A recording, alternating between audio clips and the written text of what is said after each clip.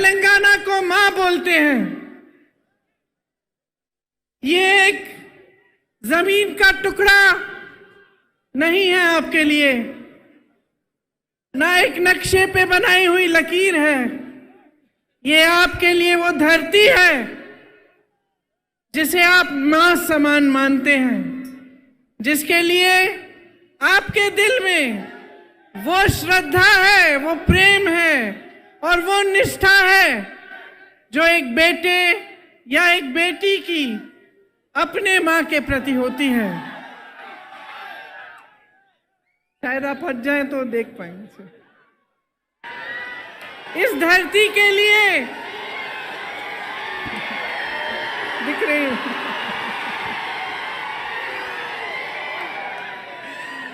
इस धरती के लिए सैकड़ों लोगों ने कुर्बानी दी। वीर श्रीकांताचार्य और सैकड़ों अमर वीरों ने तेलंगाना के लिए एक सपना देखा था और उस सपने के लिए उन्होंने अपना जीवन दिया। मित्रुलारा कोशिश करूंगी।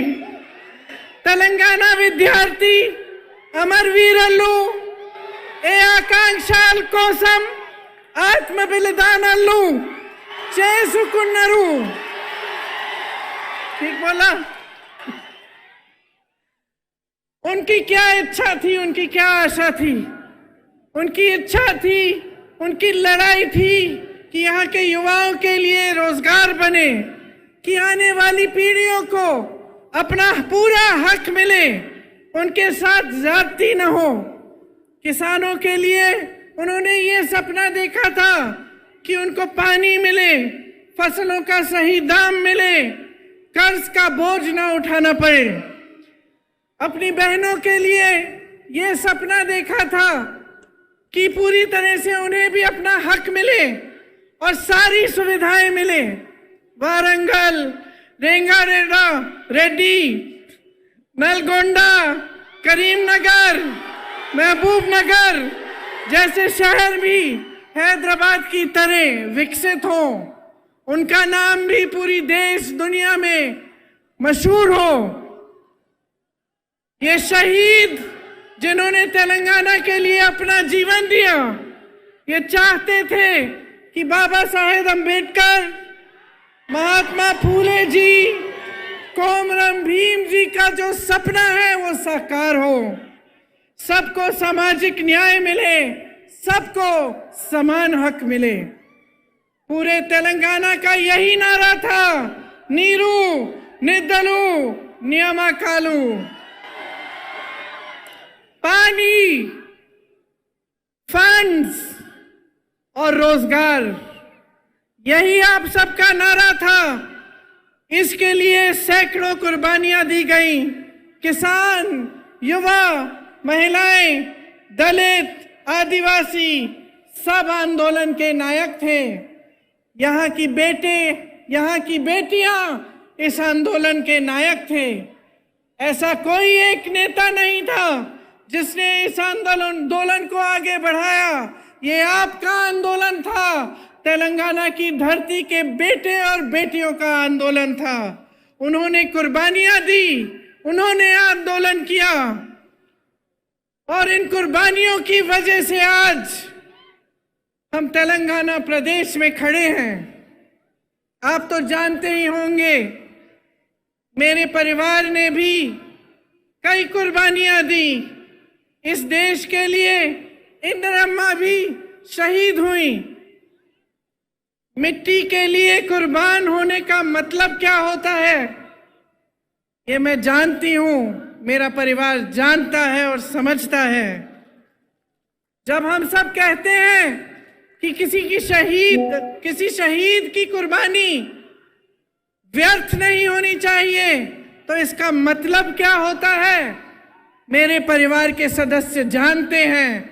और यहाँ तेलंगाना में एक एक पुरुष, एक एक महिला जानती है, क्योंकि आप में से हजारों लोगों ने यही कुर्बानी दी अपने प्रदेश के लिए, और अपने देश के लिए।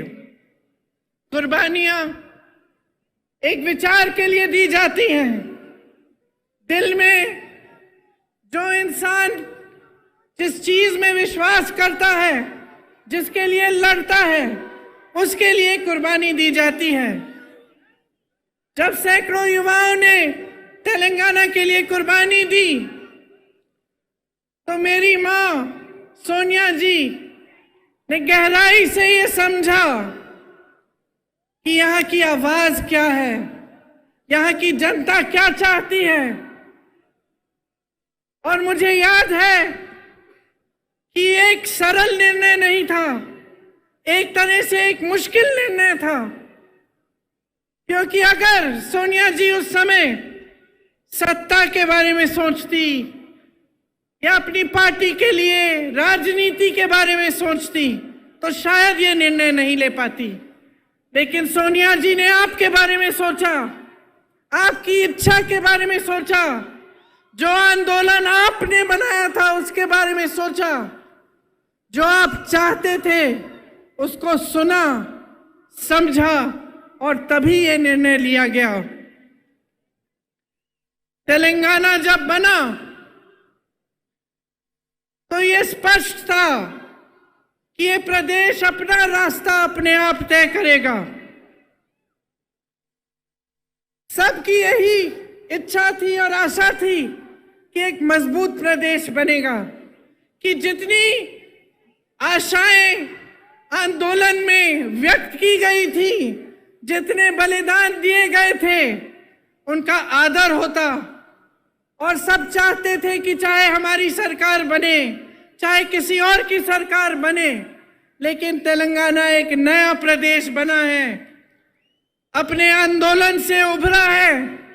इसमें सब किसान, दलित, आदिवासी, जनता, युवा सब शामिल हुए। तो हम सब चाहते थे कि कैसी भी सरकार आए, चाहे हमारी सरकार भी ना हो, लेकिन तेलंगाना के लिए कुछ अच्छा करके जाएगी और कुछ बनाएगी और आपको विकसित बनाने के लिए दिन रात काम करेगी। लेकिन अफसोस की बात है कि जो सपना और जो आपकी इच्छा थी नीरू निदलू नियामकालू की, वो अभी तक पूरी नहीं हुई।